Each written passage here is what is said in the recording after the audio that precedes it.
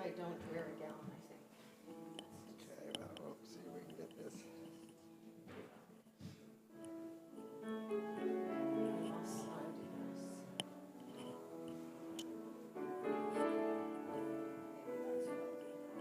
That's what I'll do. Get some cheese here. Maybe these should be up here. Yeah, these are, I actually have a second one of these at home that I bought because, oh, geez. Uh-oh. Oh, I see what you're doing. Because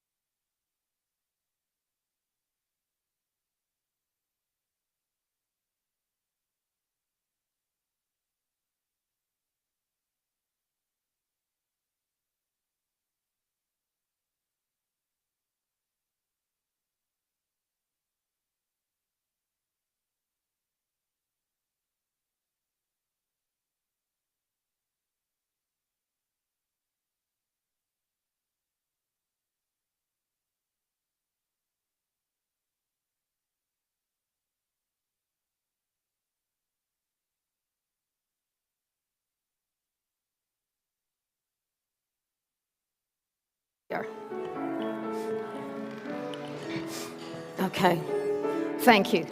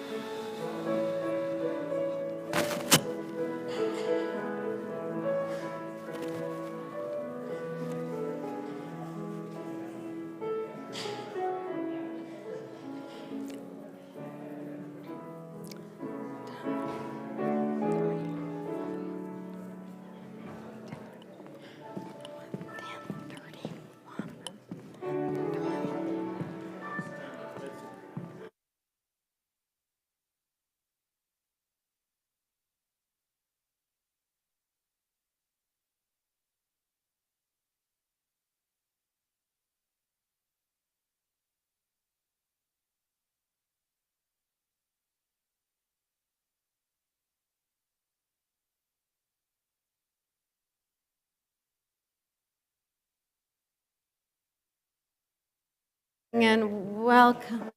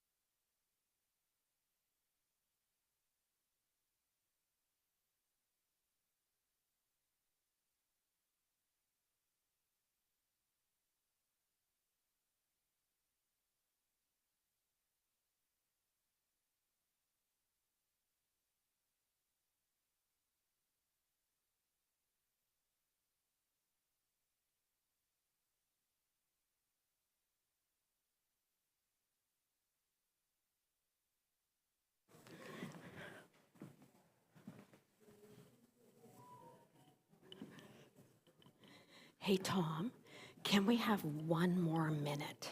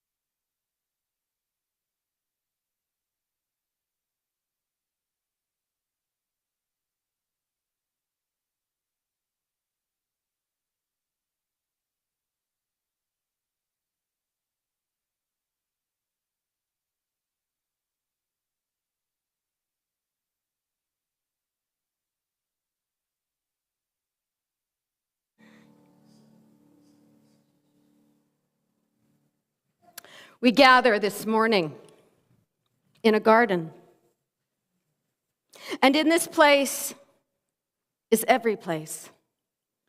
The creation, our home, teeming with life, bountiful with fruit, fragrant with flowers, humming with melodies calling us to rise again from all that chokes and enslaves us. We gather this morning in a graveyard, a place where love meets loss, where hope is buried, where disappointment has taken root, where so much that we have known to be true is in a state of collapse. And yet, a new story rises out of love poured out and transformed and reborn in a garden, in a graveyard,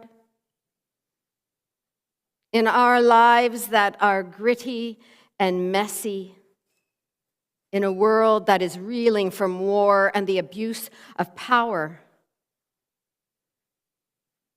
But love will find a way. In a garden, in a graveyard.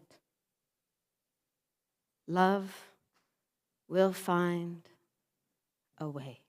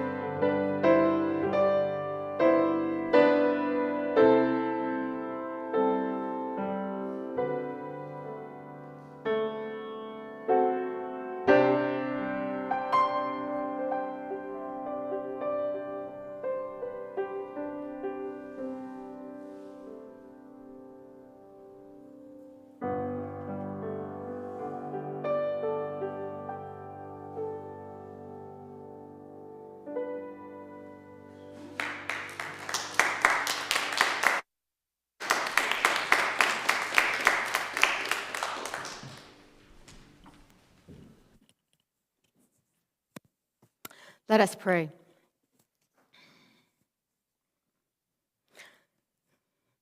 We gather this morning because we have heard the song of love that lies at the heart of the creation.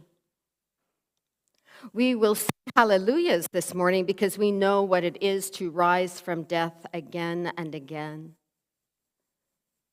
We come to celebrate the power that dances in the dawn, that confounds the powerful, that breaks open tombs.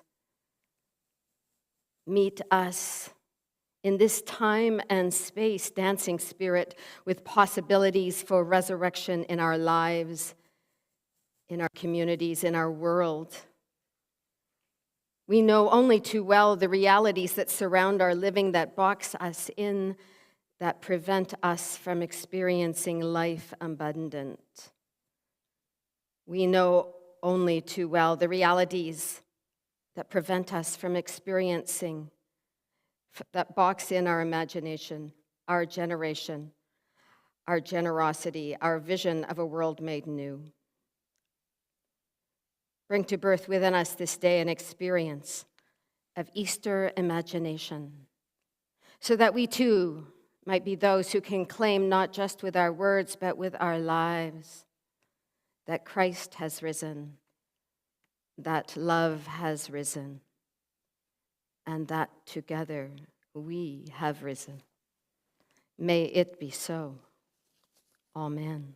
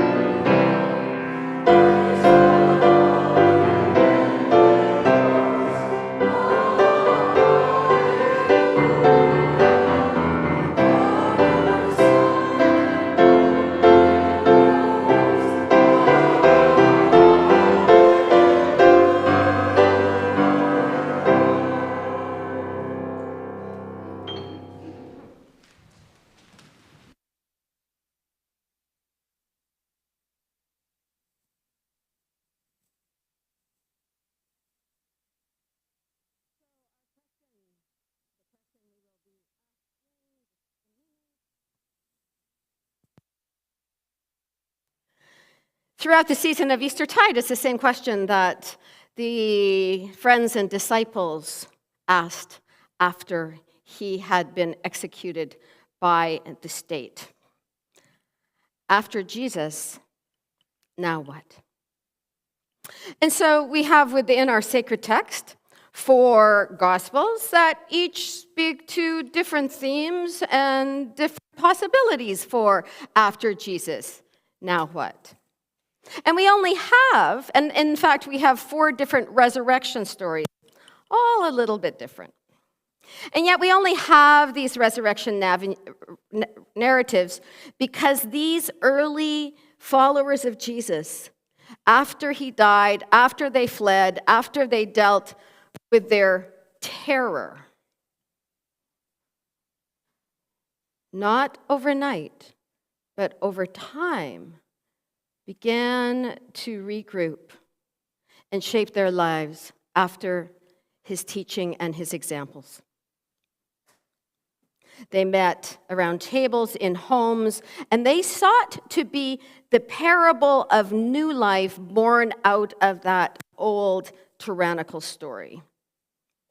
These communities recovering from his murder set out to be the alternative to an old-time religion, the alternative to an old-time racism, old-time patriarchy, and used as a symbol, a table where everyone belonged.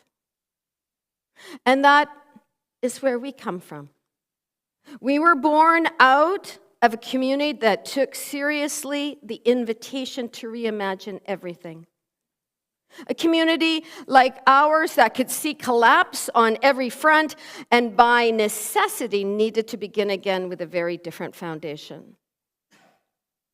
We are heirs to their courage, their innovation, and their table life. So I'm going to read this morning from Mark's account of the resurrection. I think it's my favorite because nothing is tied up simply with a bow at the end of this story. It's still all very new and all very scary, and that too is a very legitimate experience, and probably the most legitimate experience of rising. When the Sabbath was over, Mary Magdalene and Mary, the mother of James and Salome, bought spices so that they might go and anoint him. And very early on the first day of the week, when the sun had risen, they went to the tomb. They had been saying to one another, "Who will roll away the stone for us from the entrance to the tomb?" When they looked up, they saw that the stone, which was very large, had already been rolled back. As they entered the tomb, they saw a young man dressed in a white robe sitting on the right side, and they were alarmed. But he said to them, "Do not be alarmed. You are looking for Jesus of Nazareth, who was crucified. He has been raised. He is not here. Look, there is the place they laid him. But go, tell his disciples and Peter that he is going ahead of you to Galilee. There you will see him, just as he told you." So they went out and fled for the tomb, for terror and amazement had seized them. And they said nothing to anyone because they were afraid. And now from the Gospel of Mary Magdalene that was found at Nag Hammadi with several other what we call Dead Sea Scrolls. We know that as this story was told and retold and reinvented and reinterpreted over the years, there were some stories that rose and others that were swept under the carpet. And this is one that was swept under the carpet. Peace be with you. May my peace reside within you. Guard carefully that no one misleads you, saying, "Look, he is here," or "He's over there." For the Son of Humanity already exists within you. Follow him, for those who seek him there will find him. Go forth now and proclaim the good news concerning the kingdom.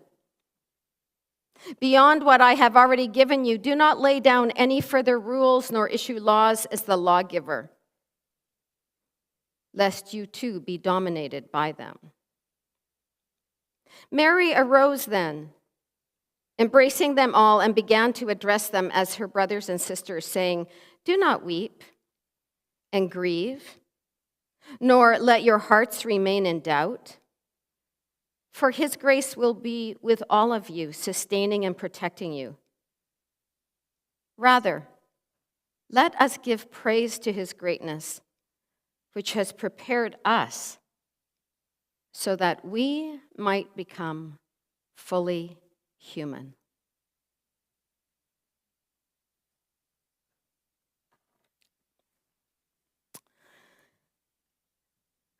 So every year, I share with you some of the iconography within our history, because each picture tells a different story. And again, the task is to consider again the archetype of resurrection and to tell a story for our time and place about what portal in our lives, in our communities, in our world is the portal to new life, new hope, rising again. So let's go through our history. We remember this one, don't we? Jesus, the one-man show, blue-eyed as well. Somehow, the Western elements of our tradition made it all about Jesus. I began to share with you a number of years ago the image from the Eastern Church, which I think is quite powerful. So Jesus in this image, and here's who's around him. On the left, at the bottom, we have Adam. On the right, we have Eve. But are they really just Adam and Eve? No. Adam and Eve within our sacred text represent the entire humanity. All right. We have a few other characters in this tomb that are also being, I like it to say, yanked out of the tomb. We have David and Solomon. We have the first two martyrs of both the New Testament and the Old Testament. We have Abel and Stephen. And Abel, Stephen, okay, and I'm not sure, maybe I think Moses and Elijah over here. Anyway, you get the point, right? We're talking about an event, a life event called rising, and we're trying to imagine what is behind all of that. And in the Eastern Orthodox tradition, it's not just Jesus that's intended to rise. All of us are. And somehow the wisdom, vision, and teaching of Jesus leads us to open our eyes to the gift of life that we want for this entire creation. That's a very old image. Here's a very new image. This is an image out of the United Church of Christ in the U.S. And again, for our time and place, what might it mean for us to rise? Well, what we know is that our life is absolutely entwined with the life of creation. And if we are to have new life, a new way of being together, a new kind of community moving forward out of the bones and bloods of all of the death we are seeing around us, then we rise with the creation, depending on the creation, respecting the creation, embracing for the sake of our life, this glorious gift.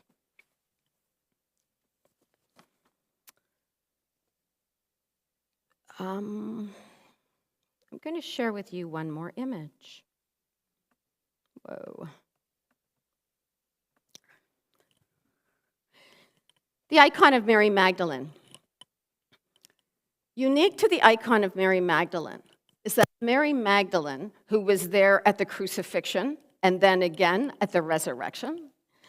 Mary Magdalene is the archetype who holds both life and death together. They're not opposites. They're part of the same life story. And so with the flower of life, sometimes it's an egg, is also the skull. There's not this dualism that somehow suggests that religion is for creating and honoring the good only. Anyway, so this year I have 2 stories that I want to share with you. One I think I've shared with you before, but another one I think gives us a lens through which to understanding this thing called resurrection for our time and place, for us personally, and for the world communally.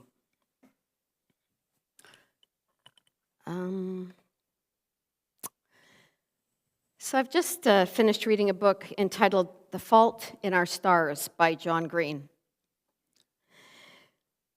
John Green was on his way to becoming an Episcopal priest when at the age of 22, he found himself doing an internship in a children's hospital, and therefore working and living among children and teenagers who had significant illnesses. I did the research after I read the book because I thought, oh my goodness, who could have written a book like this? He actually then never went on to be an Episcopal priest. So John Green in this book introduces us to a group of teenagers living with cancer who gather for a support group every week in a church basement. But it's not just any church. It's a church called the Literal Heart of Jesus. Now, that name alone makes me pause because it's either deeply profound or it's a little bit weird. As one of the characters says one evening as they're gathering in the basement of the said, we are literally in the heart of Jesus. I thought we were in a church basement, but we are literally in the heart of Jesus. And then the response, someone should tell Jesus it's got to be dangerous storing children with cancer in your heart. Which is funny until it's not. This group doesn't pretend. They don't clean up their language. They don't explain their pain. They don't offer tidy ideology. They tell the truth.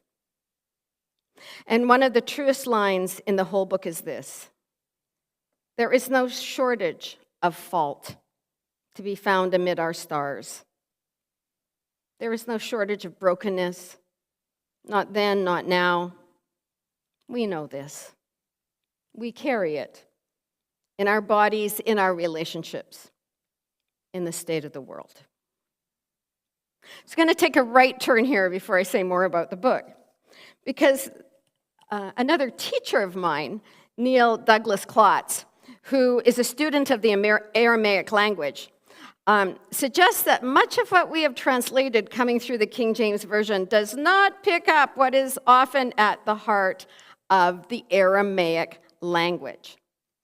So Neil Douglas Klotz suggests that the God that Jesus understood was this cosmic presence, this cosmic breath, this cosmic spirit that in no way wanted to judge us or rule over us or control us, but wanted to invite us into this cosmic breath, this different consciousness. And so Jesus never said, you need to believe this about me. What he wanted to do was give people the kinds of glasses that he had for seeing the world and seeing the mystery of the Spirit.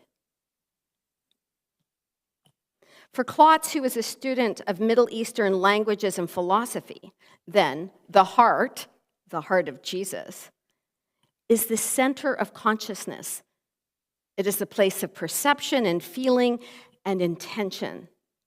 And so to be in the heart of Jesus is to live within a field of compassion and connection, to experience everything as belonging, to participate in a reality where the sacred is alive in and through all things.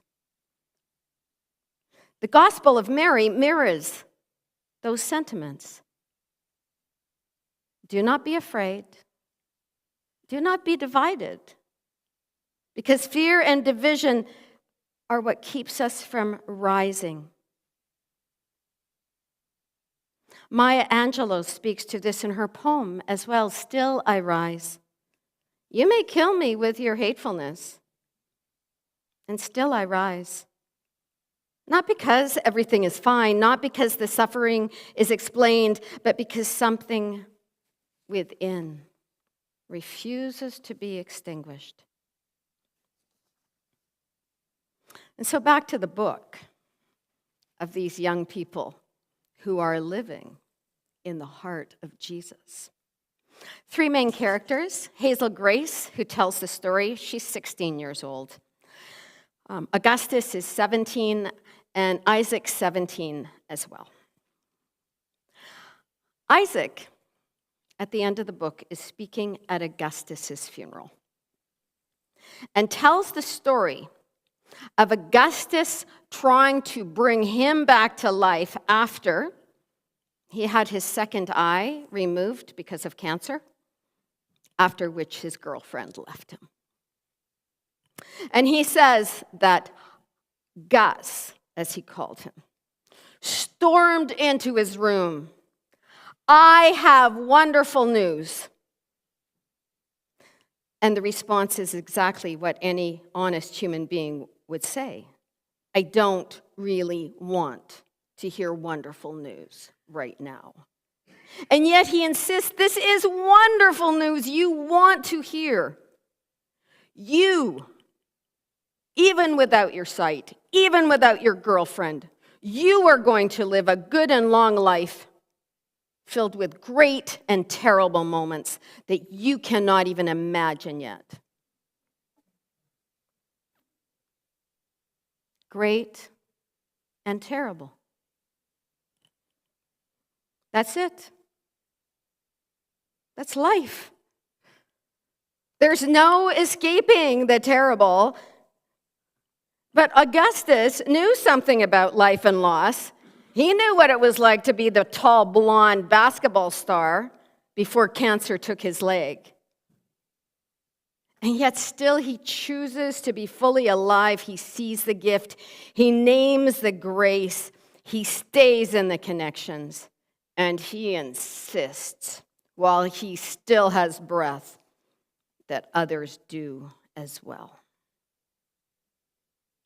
And is that not what it means to be fully human? Which the Gospel of Mary Magdalene says is our deepest purpose. And one more story within that story. Hazel Grace is 16 years old. She has a minimum lung capacity. She needs to carry oxygen with her, and her disease will probably kill her by her 20th birthday. Reflects, some infinities are bigger than other infinities, which is her way of saying that she has, in her relationship with Augustus, experienced life deeply. She has experienced that vast, expansive feeling of being fully and joyfully alive that makes life infinite, if only for a season. And so here's the thing, whatever resurrection is, it is not the opposite of loss and grief and disaster. Those moments of infinity that Hazel Grace speaks of disrupt grief and loss. They exist within grief and loss. They must. They must rise from in the bones and blood and heartache and fear. When we, in those magical, infinite moments, remember that we are living in the heart of a cosmic, creative compassion. That we too are bound by a holy breath, inviting us to be fully human. Which brings us back to the basement of the literal heart of Jesus. A group of teenagers who have lost their eyes, their legs, their lung capacity, sitting in the middle of everything that is hard and real, laughing a little, crying a little, telling the truth, and discovering not certainty. That was never the promise. But in moments of living and dying, infinity. That, I think, is one of the most honest Easter images I have come across. In a world where there is no shortage of fault, love rises, courage rises, community rises after cancer, crucifixion, and collapse. Still, we rise. And a very different image, very different story. David Whyte tells the story of his Irish niece who endeavored to walk the Camino de Santiago before moving to America for a new job. Now, most pilgrims complete their journey at the Santiago Cathedral, but some continue to a place where land meets sea. Another 3 days on foot, and they arrive at a place called Finisterre. The translation, the end of the earth. And if you are a pilgrim who ends your pilgrimages there are 3 traditional rituals. 1, eat a last meal that will be representative of your journey. 2, burn something as a symbol of having let something go. No one ever goes on a pilgrimage who does not have something to let go of. And 3rd, leave a piece of clothing. His niece left her hiking boots. They had now walked hundreds of kilometers. They had brought her to her destination, and they were done.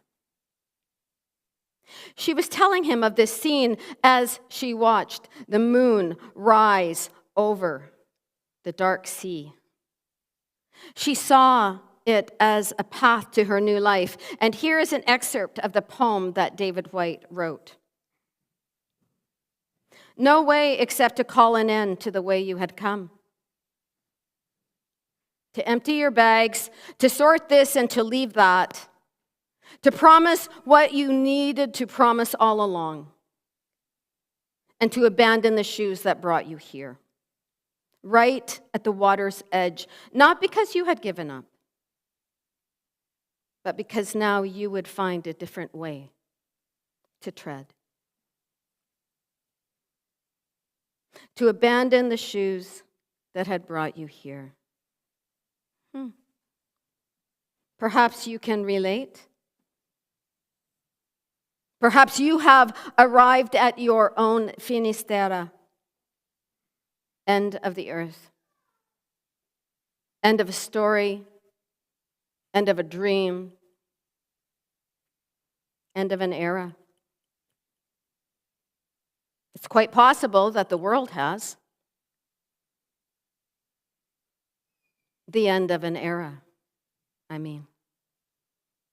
We will need to find our way forward. We will need to create a new way if we are to survive as a species. I wonder what shoes we will need to leave behind. I wonder what shoes you will need to leave behind in order to claim the life that awaits you. I wonder what shoes, comfortable or not, you need to leave behind in order to grow into the new life you have been avoiding, been afraid of, or simply dug in your heels in fear or in anger. Perhaps this new leg of our journey, individually, collectively, will include a deep surrender to that which we cannot change. And yet, like friends of Jesus, like those who gathered in the basement of the heart of Jesus, in an age of unraveling, laid out a new way, a collective way, a community way, a collaborative way that acknowledges that we need each other to thrive. It will be a resurrection fueled by connection and courage and compassion and companions, those with whom we break bread, those with whom we create bigger tables, and those with whom we plant bigger gardens.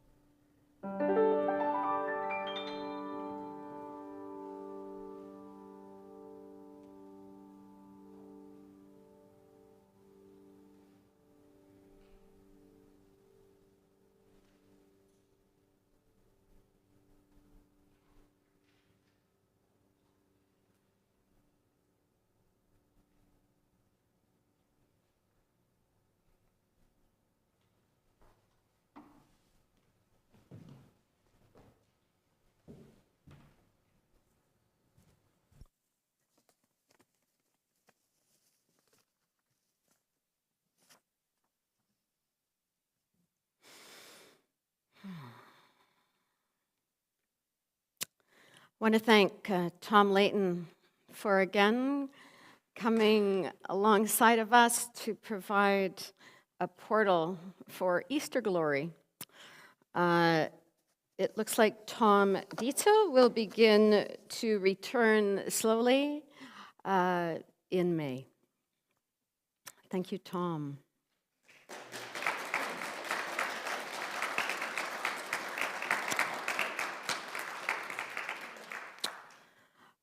Thank you to Jan Swarin, who traveled to Wellington Bakery this morning to gather up the hot crust buns that we will be sharing following the service today.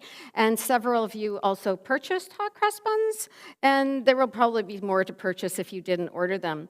A very warm welcome to those of you who are joining us for the first time today. We really hope that you will join us at table to break bread following the service.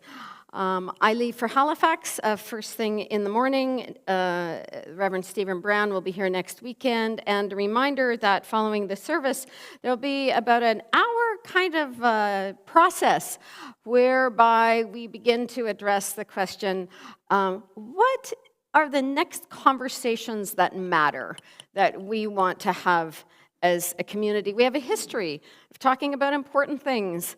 Mental health, MAID, food insecurity, etc. So it's been a while since we've had these conversations as we've gone through a massive renovation and gotten some other systems in place, in particular the launching of the Andrew. On the back of your bulletin, there is just a few words about, as we moving forward beyond full-time ordained ministry, the way that we will function as a circle of friends. And up to this date, I think 5 of those circles are already well functioning, and now we'd like to get the conversations that matter circle functioning. All right. I think, David, you have an announcement you'd like to bring to the attention of the congregation.